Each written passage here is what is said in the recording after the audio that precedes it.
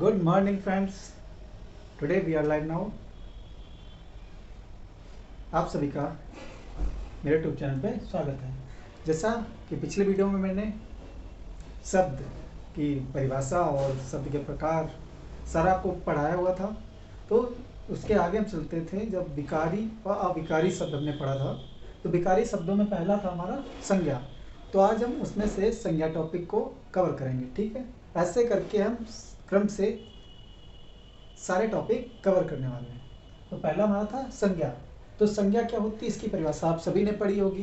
किसी वस्तु, व्यक्ति, प्राणी, वस्तु, व्यक्ति, स्थान के नाम को संज्ञा कहते हैं, या किसी भाव के नाम को संज्ञा कहते हैं, है ना। तो लेकिन ये क्वेश्चन आपसे नहीं पूछा जाता है। आपसे पूछा जाता है कि संज्ञा के कितने भेद होते हैं। तो संज्ञा के भेद कितने होते हैं? भेद होते हैं 5। ये क्वेश्चन आपसे छोटे एग्जाम में पूछा जाता है, लेकिन जब हम अच्छे लेवल की बात करते हैं तो वहाँ पे ये सवाल नहीं, बहुत कम पूछा जाता है। तो इसके जो 5 भेद हैं, उनमें से आपको एक एग्जाम्पल दे दिया जाता है और आपको फाइंड करना होता है कि कौन सा संज्ञा का भेद है। जैसे मैं अगर यहाँ पे लिख दूँ राम, तो आपसे पूछा जाएगा ये व्यक्तिवाचक है, ये जातिवाचक है, ये समूहवाचक है, ये द्रव्यवाचक है या भाववाचक है। तो आपको ये कैसे पहचानना है, इसका हम इस वीडियो में डिस्कस करेंगे और सबसे इजी तरीका मैं आपको बताऊंगा। वो मेथड का होगा, मैं आपको थोड़ी देर में बताने वाला हूँ। तो चलिए वीडियो को आगे बढ़ाते हैं। तो इसमें हम पहला क्या पढ़ते हैं, 5 प्रकार मैं आपको यहाँ पे लिख दे रहा हूँ। पहला हमारा हो जाता है व्यक्तिवाचक। क्या जाता है? व्यक्तिवाचक। व्यक्तिवाचक संज्ञा। ओके, तो व्यक्तिवाचक संज्ञा में हम क्या क्या पढ़ते हैं। जैसे किसी व्यक्ति का नाम हो गया राम, है ना। किसी झील का नाम हो गया, यहाँ पे बोला जाता है झीलों के नाम, महीनों के नाम, सप्ताह के दिनों के नाम। ये सब आपको रटना नहीं है, मैं आपको 2-4 एग्जाम्पल दे रहा हूँ, ठीक है। इसके अलावा आपको कुछ भी रटना नहीं है। मैं जो तरीका बताऊंगा ये क्या है? व्यक्तिवाचक है। किसी व्यक्ति विशेष के लिए प्रयोग होने वाले शब्दों को हम व्यक्तिवाचक संज्ञा कहते हैं। ये हो जाएगी हमारी परिभाषा, ठीक है। राम बुधवार, झील का नाम मान लेते हैं, डल झील है ना, डल। पर्वत का नाम ले लेते हैं, किसी विंध्याचल ले लेते हैं, ठीक है। मैं आपको यहाँ पे एग्जाम्पल दिखा रहा हूँ सिर्फ, लेकिन इसका जो तरीका है मैं आपको बताने वाला हूँ आगे। आप वीडियो को पूरा देखिए, ठीक है। जैसे दूसरा हमारा हो जाता है जातिवाचक संज्ञा। जातिवाचक संज्ञा, इसको आपको कैसे पढ़ना है? जातिवाचक संज्ञा। तो जातिवाचक संज्ञा वे संज्ञाएं होती हैं जो अपनी पूरी जाति को रिप्रेजेंट करती हैं, यानी प्रस्तुत करती हैं। जैसे मैं बोलूं अगर नर, तो नर किसी व्यक्ति का नाम नहीं है। नर एक प्रजाति है, एक जाति है। नर जाति में मेल फीमेल ये सब अलग अलग होते जाते हैं। नर क्या है? नर। स्त्री, स्त्री क्या है? जाति है। पुरुष, पुरुष। नर, नारी। पशु, पशु। पक्षी। तो यहाँ पे जातिवाचक संज्ञा जो होती हैं, ये संख्या में कई हो सकती है। जैसे पक्षी, संख्या में कितने हो सकते हैं? बहुत सारे पक्षी हैं, बहुत सारे पशु हैं। नर बहुत सारे हैं, है ना। नर, नारी, स्त्री, पुरुष, सारे बहुत सारे संख्या में हैं। जैसे अब यहाँ पे दिया है पर्वत। पर्वत क्या है हमारा? जातिवाचक है, यानी बहुत सारे पर्वत है। विंध्याचल है, हिमालय है, एंडीज है, ठीक है, रॉकी पर्वत है। ऐसे संख्या में बहुत हैं, ठीक है। झील, झीलें क्या है?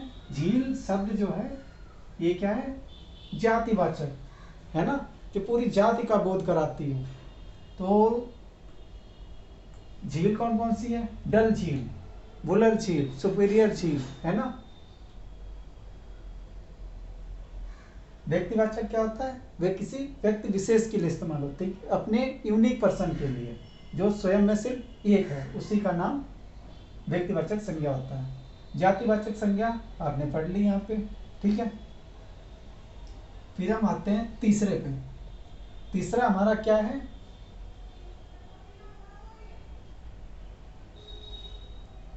ठीक है ना, समझ में आया? तीसरा हमारा हो जाता है समूहवाचक संज्ञा। क्या हो जाता है? समूहवाचक संज्ञा। समूहवाचक संज्ञा। समूहवाचक संज्ञा कौन सी होती है?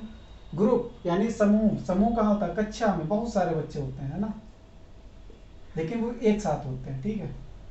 झुंड, झुंड, झुंड यानी इसमें बहुत सारे ग्रुप होता है। समूह, सभा, और क्या हो जाएगा आपका?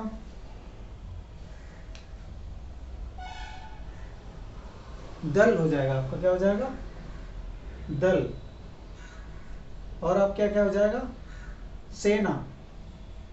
ये आपके समूह का बोध कराते हैं ना, तो समूह का बोध कराते हैं कहलाती है समूहवाचक संज्ञा। चौथा हमारा क्या हो जाता है?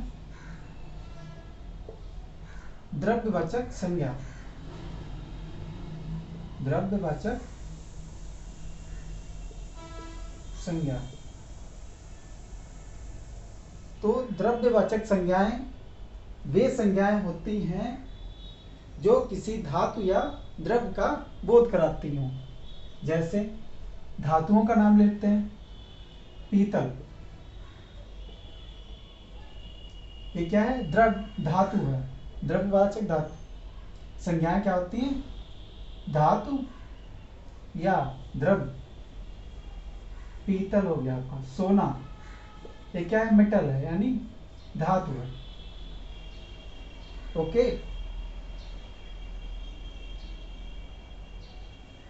और क्या हो सकता है आपको? चांदी हो सकता है ना, आपका हो सकता है चांदी। और क्या हो सकता है? पानी।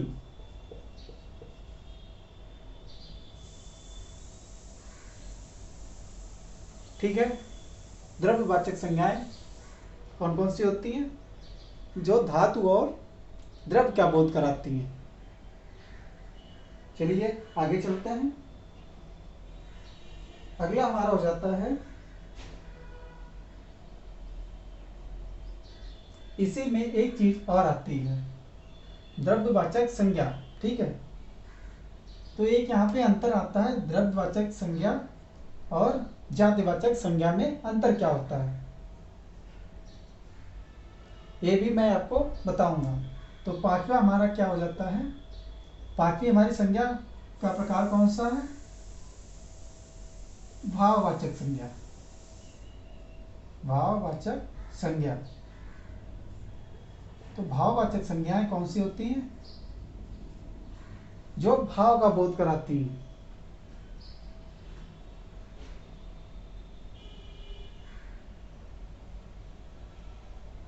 जो भाव का बोध कराती हैं, अर्थात धर्म और गुण का बोध कराती हैं। जैसे अच्छाई,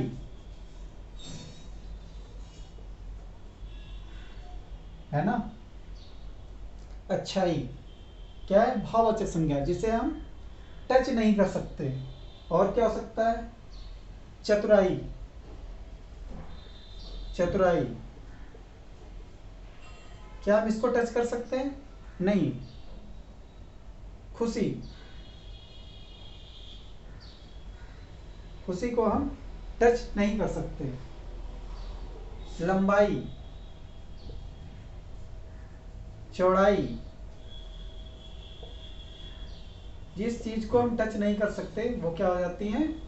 भाववाचक संज्ञाएं, जो किसी भाव का बोध कराती हैं। फुर्ती, क्या हम फुर्ती को छू सकते हैं? नहीं। फुर्ती। कड़वापन, दया, कड़वापन, क्या कड़वापन को हम छू सकते हैं? नहीं ना। थकान, क्या हम थकान को छू सकते हैं? नहीं। तो ये आपको मैंने सारी चीजें बता रखी हैं, ठीक है। अब मैं जो तरीका बता रहा था, ट्रिक जो इसको हम बोल सकते हैं, वो हमारी ट्रिक क्या होगी? इसको हम करेंगे एलिमिनेशन मेथड से। हमें ये पांचों संख्याएं पता हैं, ठीक है, लेकिन ये संख्या में बहुत ज़्यादा है तो हम इन्हें रट नहीं सकते। इन्हें हमने समझ लिया, तो हम इनको अब इस्तेमाल कैसे करेंगे अपने प्रश्न में, ठीक है। इसके लिए मैं एक दो क्वेश्चन लेता हूँ।